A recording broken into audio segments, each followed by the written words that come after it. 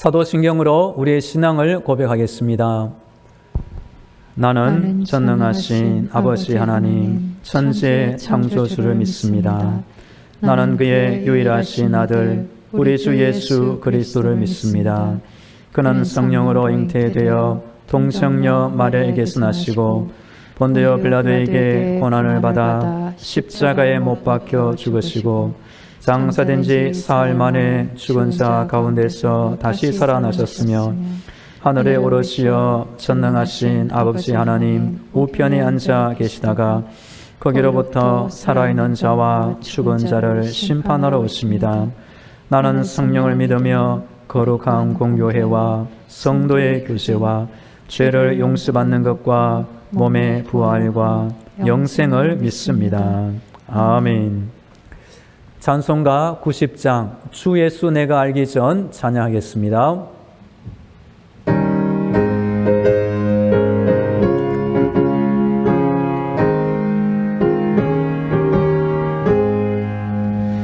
주 예수 내가 알기 전 날 먼저 사랑했네. 그 크신 사랑 나타나 내 영혼 거듭났네.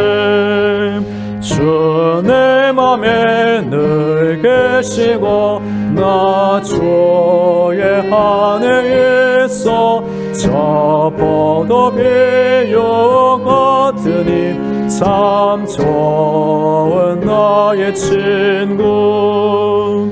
내 친구 되신 예수님 날 구원하시려고 그 귀한 몸을 버리사 내 죄를 대속했네.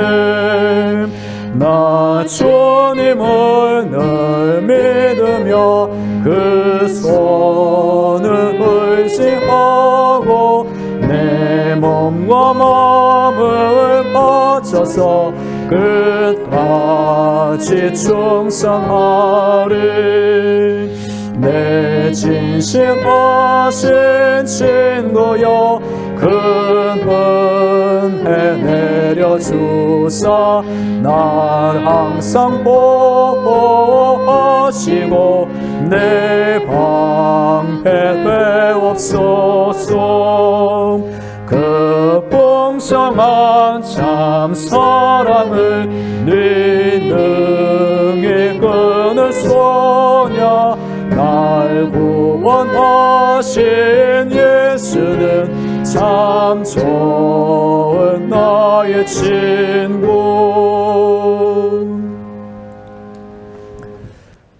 오늘 우리에게 주시는 하나님의 말씀은 요한 1서 2장 1절부터 2절입니다. 하나님의 말씀을 봉독하겠습니다. 나의 자녀들아, 내가 이것을 너희에게 했음은 너희로 죄를 범하지 않게 하려 함이라. 만일 누가 죄를 범하여도 아버지 앞에서 우리에게 대언자가 있으니 곧 의로우신 예수 그리스도시라.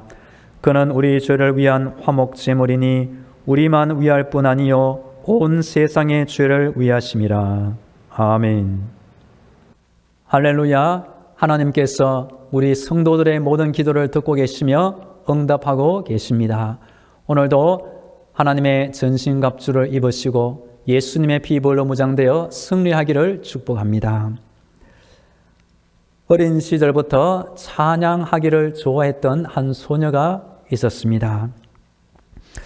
소녀는 힘든 가정 환경을 탓하지 아니하고 하나님을 믿는 믿음으로 날마다 찬양하며 하루하루를 살았습니다. 중학교를 중퇴할 수밖에 없었고 일을 해야 되는 상황이었지만 계속 찬양했습니다. 일을 찾아 다른 도시에 갈 때마다 먼저 교회를 찾았으며 교회 성가대에서 열심히 찬양했습니다. 이 소녀는 단 한 번도 노래를 배운 적이 없었다고 합니다. 그런데 하나님을 사랑하는 마음으로 찬양하는 그 노래가 성도들에게 은혜가 되었고 소문이 나자 집회에 초청을 많이 받게 되었습니다. 시간이 흘러 음반을 내게 되었고 다른 연주자들과 함께 찬양 앨범을 내기도 하였습니다. 나중에 이분은 가스펠의 여왕이라는 칭호를 받게 되었고 이분의 이름은 마할리아 잭슨입니다. 이분에게 여러 사람들이 아름다운 찬양의 비결을 물어보았습니다. 이분이 하는 말은 주님을 사랑하는 것 말고는 다른 비결은 없습니다. 성도 여러분, 우리는 지금 사순절을 보내고 있습니다. 우리가 하루하루 예수님을 사랑하는 믿음으로 이 하루를 살면 좋겠습니다. 예수님은 이 땅에 찾아오신 유일한 구원자이십니다. 과거에도 지금도 예수님 말고는 우리를 구원해 주실 다른 구원자는 절대로 없습니다. 예수님은 이 땅에 찾아온 하나님의 어린 양 구원자로서의 사명을 마친 후에 죽음 후에는 대제사장으로서 부활하셨습니다. 이번 주 새벽기도의 시간에는 예수님의 현재 사역 주제로 말씀드리고 있습니다. 예수님은 때가 되면 다시 이 땅에 찾아오십니다. 그때까지 예수님은 하늘 보좌에서 이 땅에 남아있는 교회와 성도들을 위하여 귀한 사명을 감당하고 계십니다. 오늘은 믿음의 성도들을 위한 대언자로서의 예수님의 역할에 대하여 살펴보도록 하겠습니다.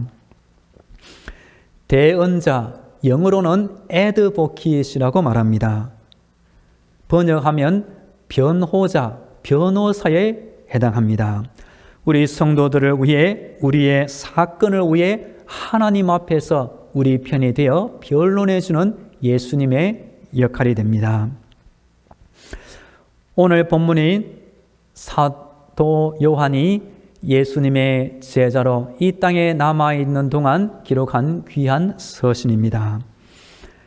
믿음의 성도들이 죄를 범하면 어떻게 될까요?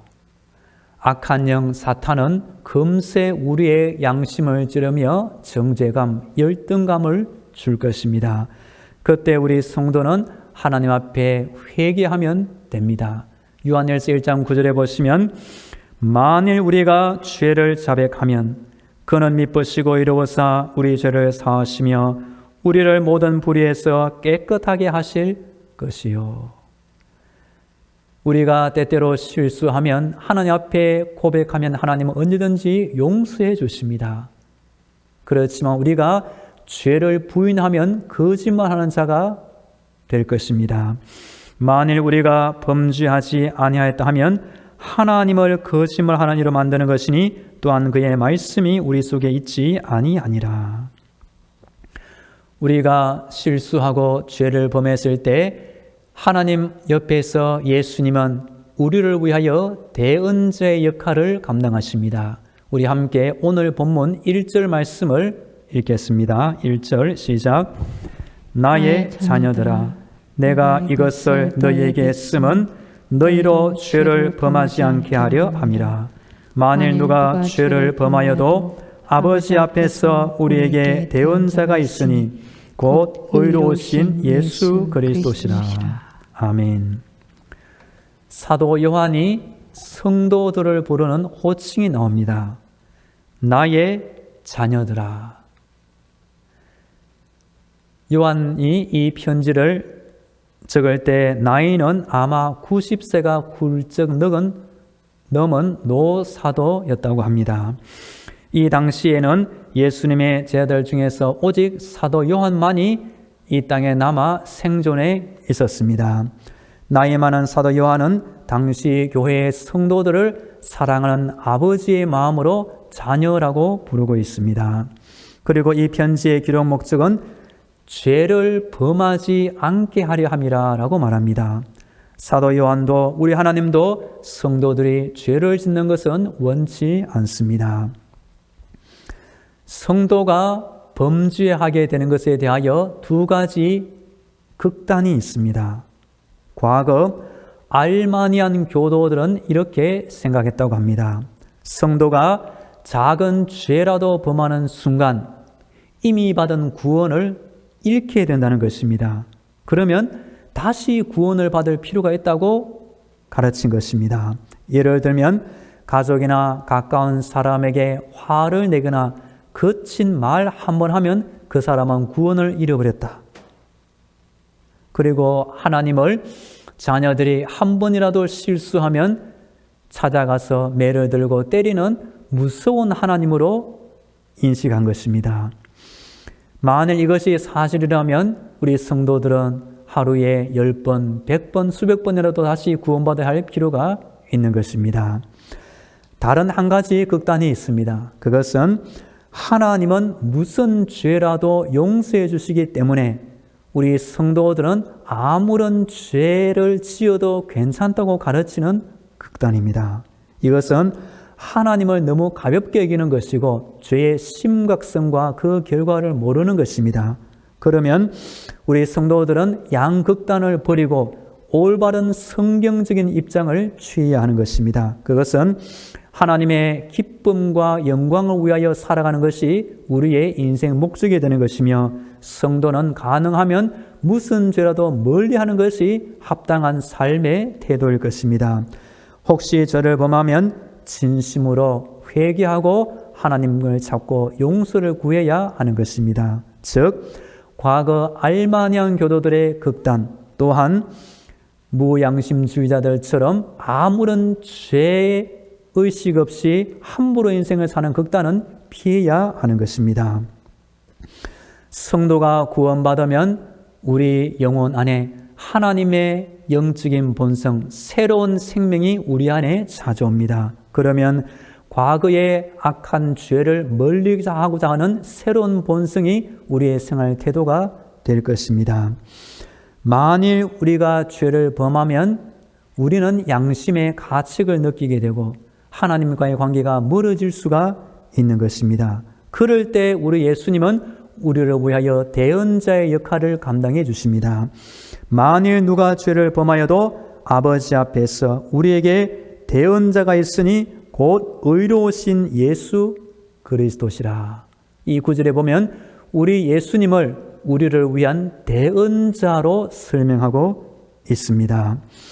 우리의 대언자로서 예수님은 우리를 변호해 주시는 분, 하나님 앞에서 우리의 허물을 덮어주시는 분, 잃어버렸던 관계를 회복시켜 주시고 잃어버렸던 의로움을 우리에게 다시 주시는 분입니다. 그러면 우리 안에 있던 영적인 열등감과 부정적인 죄의식이 사라지고 하나님 앞에서 당당한 자녀의 신분과 권세를 다시 회복하게 되는 것입니다. 보통 사람들은 죄와 두려움의 구름 아래에 살아갑니다. 그리고 성도들도 성경 말씀에 대한 바른 이해가 없거나 마음이 연약한 분들은 너무나 자주 이 죄의식 가운데 살아갈 수가 있습니다. 우리 하나님은 그런 연약한 믿음을 원치 않으십니다. 우리가 하나님을 당당하게 아빠, 아버지, 내 아빠, 내 아버지로 믿고 섬길 때 은혜 충만한 개인적이고 사랑에 넘치는 관계 가운데 사는 것이 필요합니다. 2절 말씀을 제가 읽어보겠습니다. 그는 우리 죄를 위한 화목제물이니 우리만 위할 뿐 아니요 온 세상의 죄를 위하심이라. 아멘. 죄를 갚아야 할 빚이라고 이해한다면 우리 예수님은 우리가 갚아야 할 모든 빚을 대신하여 해결하시고 갚아주신 분입니다. 그래서 우리는 더 이상 이 빚을 갚아야 하는 부담감이나 책임감에서 해방을 맞게 됩니다. 그러면 우리가 할 일은 그 빚 때문에 더 이상 고생하는 것이 아니라 그 빚을 해결해 주신 우리 예수님을 높이고 감사와 찬양을 드리면 됩니다. 우리 예수님은 화목제물이 되신 분입니다. 왜냐하면 우리의 모든 죄의 빚을 갚기 위해서 이 제물이 필요한데 예수님이 화목제물이 되어 주신 것입니다. 그리고 예수님의 십자가의 희생은 우리 한 사람, 성도 한 사람뿐만 아니라 온 세상을 살리기 위한 화목제물이 되십니다. 그래서 온 세상 어느 한 영혼이라도 예수를 믿고 의지하면 그 순간 즉시 구원의 혜택을 받을 수가 있습니다. 구약 선지서 중에 스가랴 3장에 보면 예수님의 대언자 역할을 설명해 주는 귀한 장면이 나옵니다. 대제사장 여호수아는 여호와의 천사 앞에 섰고 사탄은 오른쪽에 서서 그를 대적하는 것을 여호와께서 내게 보이시니라. 대제사장 여호수아가 무슨 죄를 범했는지 모르지만 더러운 옷을 입고 하나님 앞에 서게 되었습니다.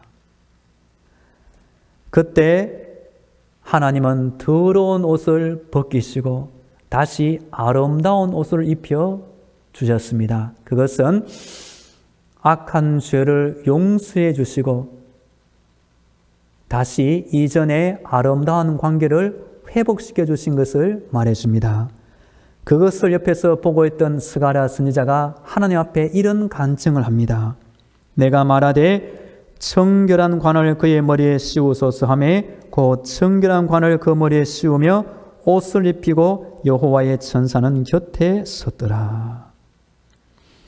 스가랴 선지자가 하나님께 간청하여 여호수아 대제사장에게 머리에 아름다운 관을 씌도록 간청한 것입니다. 그와 마찬가지로 예수님의 대언자로서의 역할은 죄를 범한 우리 성도들을 위하여 하나님의 용서를 간구하며 더러운 옷, 악한 죄를 다 벗겨버리고 다시 아름다운 옷을 입혀주시며 우리 머리에 아름다운 관을 씌워주어 하나님의 영적인 자녀로 당당히 회복시켜 주시는 것입니다. 은혜는 값없이 받게 되는 하나님의 호의를 말합니다. 때로 우리가 죄를 범하면 이 은혜를 놓쳐버리게 됩니다. 그때 성도는 무엇보다 하나님의 긍휼과 용서가 필요한데 하나님 옆에 있는 대언자 예수님이 우리를 위하여 변호해 주는 대언자가 되십니다. 코로나 시대를 살아가는 우리 성도님, 또 이 사순절을 보내고 있을 때 날마다 십자가를 묵상하시고 믿음으로 살기를 축복합니다. 특별히 예수님의 현재 사역을 통하여 지금도 예수님은 교회를 돌보시고 지금도 우리 예수님은 성도를 잊지 못하며 귀한 역할을 감당하고 계심을 다시 한번 이해하면 좋겠습니다. 다 함께 기도하겠습니다. 오늘도 올해 사순절도 영적인 무장으로 승리하게 하옵소서. 우리의 대언자가 되시는 예수님의 사역을 알고 믿게 하옵소서. 다 함께 기도하겠습니다. 할렐루야. 우리 하나님을 찬양합니다. 이 하루도 하나님을 의지합니다. 주께 힘을 얻고 그 마음에 시온에 데려가는 자는 복이 있나이다. 하나님을 의지하며 기도할 때마다 우리의 심령이 복받은 자의 심령이 되게 하여 주옵소서. 이 하루도 또한 올해 사순절 40일 동안도 우리 하나님 은혜 가운데 믿음으로 사는 복된 인생이 되게 하여 주옵소서. 우리 예수님께서 우리가 죄를 범했을 때 우리를 변호하시며 용서를 강구하는 대언자 역할을 감당하고 있음을 알게 하여 주옵소서. 우리 예수님은 이 땅에 계실 때나 하늘 보좌에 계실 때나 교회를 잊지 못하며 지금도 우리 성도 하나님의 자녀들을 위하여 계속 귀한 역할을 감당하고 계심을 알게 하여 주옵소서. 그 예수님을 우리도 오늘도 묵상하며 예수님의 마음을 품고 이 땅을 살게 하여 주옵소서. 이어서 교회와 우리 성도들을 위하여 함께 기도하겠습니다. 하나님, 오늘도 우리 교회를 돌보아 주옵소서. 오늘도 담임 목사를 지켜 주옵소서. 오늘도 모든 성도들의 가정과 자녀들을 지켜 주옵소서. 몸이 아픈 환자를 고쳐 주옵소서. 직장과 사업들을 돌보아 주옵소서. 코로나 확진자가 줄어들게 하시고 다시 평안을 되찾게 하여 주옵소서. 3월 9일 대통령 선거 하나님의 은혜를 더해 주옵소서. 다 함께 기도하겠습니다. 하나님 아버지, 오늘도 우리 교회를 지켜 주옵소서. 악한 영의 방해를 받지 않게 하옵소서. 악한 사람의 방해를 받지 않게 하여 주옵소서. 하나님의 불꽃 같은 눈동자로 날마다 매 순간 돌보아 주옵소서. 하늘의 아름다운 문을 열어 주옵소서. 천국의 불말과 불병거로 우리 교회를 날마다 안전하게 지켜 주옵소서. 우리 성도들 오늘도 하나님의 전신갑주로 무장되어 이 땅을 살 때 가정에 있을 때나 가정문을 열고 밖에 걸어다닐 때나 직장생활 사업들을 운영하고 우선 사람을 만나든지 우리 성령님 친히 동행하여 주옵소서. 귀한 가정의 자녀들 오늘도 인도하시며 지켜 주옵소서. 몸이 아픈 환자들도 있습니다. 하나님 쓰임을 주시고 오늘도 감당할 건강을 지켜 주옵소서. 우리 성도들의 직장을 돌보아 주옵소서. 사업들을 평안하게 돌보아 주옵소서. 물질의 어려움 당하지 않게 하여 주옵소서. 귀한 만나의 복을 허락하여 주옵소서. 코로나 확진자가 속히 줄어들기를 원합니다. 주님, 과거의 평화로운 일상을 속히 되찾게 하여 주시옵소서. 내일 대통령 선거가 있습니다. 하나님 아버지, 선거가 무사히 치러지게 하시고 선거 후에도 우리나라 분열되지 않게 하시고 단합된 마음으로 나라 사랑하는 마음을 크게 더하여 주시옵소서. 오늘도 교회 주변에 있는 불신 영혼들 용서하시며 구원하여 주시며 우리 교회로 인도하여 주옵소서. 할렐루야. 우리 하나님을 찬양합니다. 기도할 때마다 우리 심령이 천국의 기쁨을 맛보게 하여 주옵소서. 기도할 때마다 성령님 우리 안에 찾아와 주옵소서. 임재하여 주옵소서. 충만케 하옵소서. 은사를 주옵소서. 사순절을 보내고 있습니다. 예수님의 고난과 십자가를 묵상함으로 하루하루를 지내게 하여 주옵소서. 우리 예수님은 지금도 교회와 성도들을 위하여 대언제 역할을 감당하고 계심을 알게 하여 주옵소서. 예수님의 사랑과 예수님의 마음으로 나도 교회를 아끼며 헌신하는 귀한 성도가 되게 하여 주옵소서. 오늘도 우리 교회를 지켜주시며 모든 성도들을 돌보아 주시옵소서. 하나님 아버지, 내일 대통령 선거가 있습니다. 무사히 대통령 선거가 치러지게 하시고 개표와 이후의 상황도 우리나라 단결되게 하시고 평안을 되찾게 하시며 온 국민이 희망의 내일을 품고 이 나라를 사랑하게 하여 주시옵소서. 우리 교회 안에 기도가 쌓이게 하시고 응답이 쌓이게 하시며 하나님의 감사와 축복이 날마다 풍성히 채워 주옵소서. 이제는 길이요 진리요 생명이 되시는 예수 그리스도의 은혜와 날마다 하늘의 문을 열어주시고 기도의 응답을 주시는 하나님 아버지의 놀라운 사랑과 힘든 세상 때마다 일마다 지켜주시는 성령님의 위로와 교통과 충만하심이 날마다 하나님을 찾고 의지하며 기도하는 모든 성도들의 머리 위에와 저들의 가정과 자녀들 위에 직장과 사업도 위에 매 순간 함께 하시기를 간절히 축원하옵나이다. 아멘.